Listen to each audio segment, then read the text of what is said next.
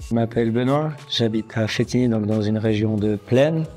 Et nous avons donc des vaches laitières, Holstein, Rebolstein, une quarantaine de vaches, donc une moyenne à 8009 donc par vache laitière.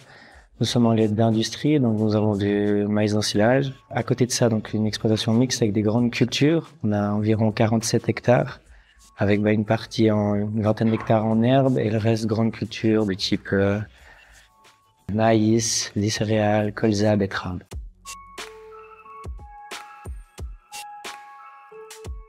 Moi, j'en ai entendu parler sur mon lieu de travail. Et voilà, il y a pas mal de questions à notre époque, donc concernant la production avec des animaux ou de la production laitière ou de viande. Et c'est vrai qu'on a toujours envie de pouvoir se justifier par rapport aux personnes qu'on côtoie, qu'ils soient du milieu ou bien pas. Peut-être de prouver que ce qu'on fait, il est bénéfique par rapport à la production de protéines animales. Et ou alors peut-être de trouver des solutions justement pour améliorer notre exploitation à ce niveau-là.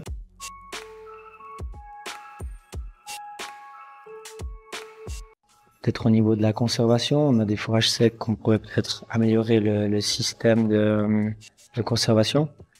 Et puis voir surtout s'il est vraiment efficace ou bien s'il y a des manières de l'améliorer. Aux surfaces herbagères, de trouver peut-être des solutions ou des nouvelles variétés pour améliorer les quantités de fourrage, leur qualité également, qui vont avoir du coup après un impact sur notre production laitière. Je m'appelle Steve, on a une exploitation à Épandes, dans le canton de Fribourg, en zone de plaine. On a une centaine de vaches laitières en ensilage. On produit environ 1 million de litres par année, une 55 hectares. Et puis on fait des travaux pour terre encore à côté.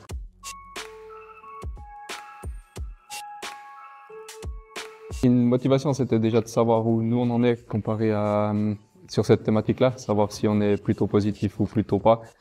Et puis c'était aussi d'avoir des arguments qu'on peut proposer aux gens qui nous posent des questions.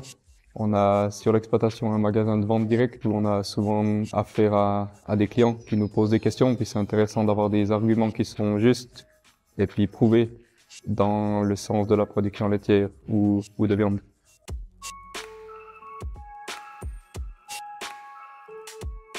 Et de se concentrer sur des aliments qui ont 0% de concurrence avec l'alimentation humaine et de garder la production laitière, le bien-être animal, que nos animaux se comportent toujours bien.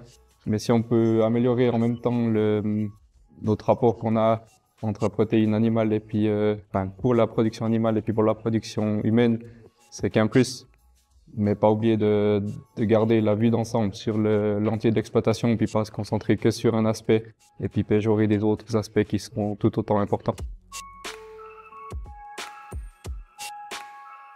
Un aspect économique, un aspect écologique aussi dans le sens où certains sous-produits sont difficilement employables pour l'être humain, et puis sont très bien employés pour les animaux.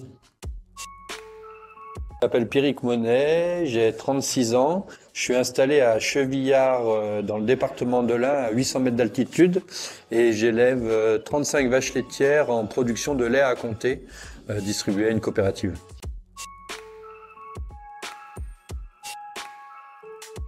Je suis très intéressé par l'impact des fermes sur l'alimentation locale. Donc avec le comté, on a cette chance d'avoir un produit fini qui profite aux habitants et à leur alimentation directe.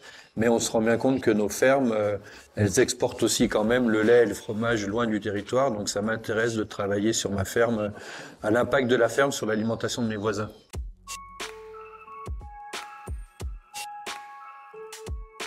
Pour améliorer l'alimentation, et notamment l'alimentation en protéines locales, à la fois je peux agir sur mon niveau de production, c'est-à-dire produire un lait plus riche en protéines, et produire plus d'animaux que je revendrai en viande. Plusieurs interventions sur la qualité des fourrages, les races locales de vaches, etc. Sur le choix des aliments que j'achète chez mon fabricant.